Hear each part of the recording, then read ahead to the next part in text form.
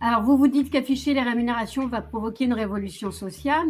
Il faut quand même garder en tête que la loi ne nous interdit pas de faire de la rémunération individualisée à partir du moment où les écarts trouvent leur origine dans des critères objectifs, non sexistes, convenus avec les représentants du personnel lorsqu'il en existe. Je rappelle, il y en a une vingtaine, hein, il y a l'âge, le handicap, la représentation syndicale, il y en a plusieurs. Par contre, il s'agit de pratiquer les traitements par équité de traitement, c'est-à-dire être équitable envers l'ensemble des salariés sur la mise en œuvre des mécanismes d'évolution de la rémunération. Ça doit s'appliquer de la même manière et à tout le monde.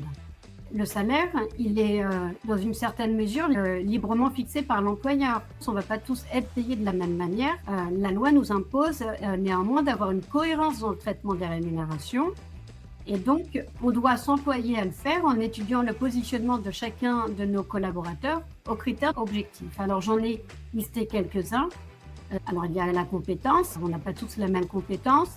Il y a le niveau de formation, le diplôme, l'expérience, qu'on peut assimiler à l'ancienneté en fonction des populations.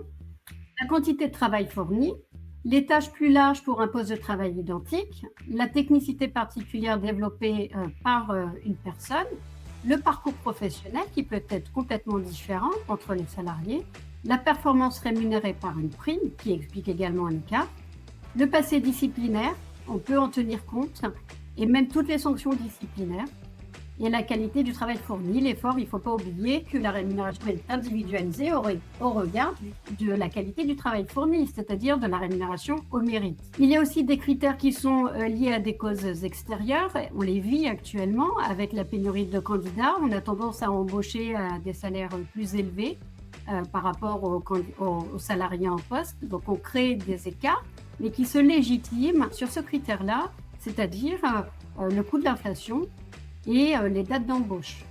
Alors, ça peut être aussi les contraintes économiques et financières. Une entreprise qui est moins en forme financièrement peut effectivement recruter à la baisse. Donc, autant de critères qui peuvent justifier légitimement des écarts de salaire, mais pour cela, il faut une traçabilité.